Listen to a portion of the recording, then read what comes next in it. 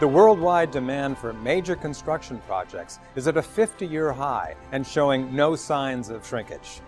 Never before in history has the need been stronger for developing nations to secure the special breed of heavy equipment essential in the development of their much-needed infrastructure. At the same time, the devaluation of the U.S. dollar has made these major purchases even more attractive to buyers outside our borders. The shrinking dollar means that foreign buyers of U.S. products can buy more for their money. These two factors have combined to create outstanding financial opportunities for savvy investors here in America. Enter Wendell Spell, owner and founder of North Georgia Equipment Sales. He's built a thriving sales and service business with locations in Gainesville, Georgia and Chattanooga, Tennessee. Counting on more than 30 years of heavy equipment experience, Wendell receives equipment requests from around the world, then mobilizes his network of resources to put the desired piece of equipment into the hands of the buyer.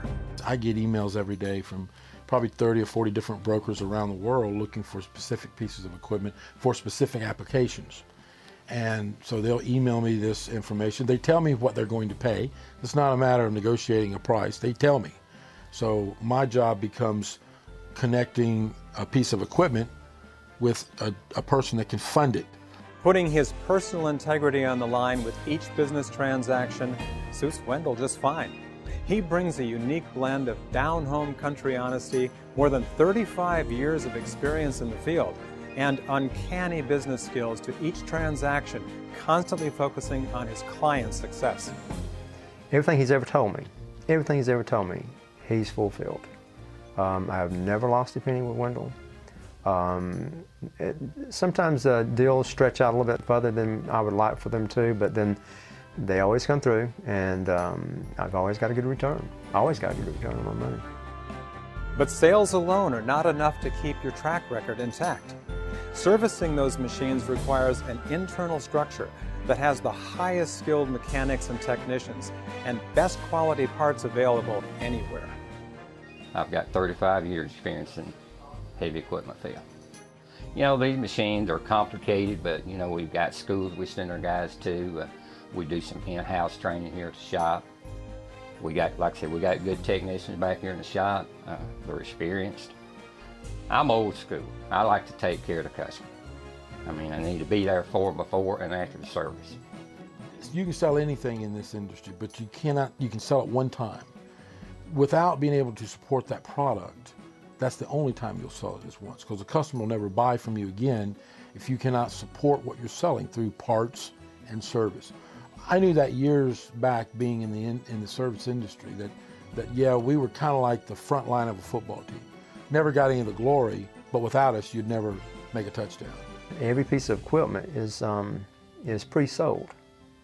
There's a buyer on the other end. It's not something that we're purchasing and waiting for someone to come in and buy. There's a purchaser on the other end, and normally before a piece of equipment that we have leaves the dock, money is in the bank on this end.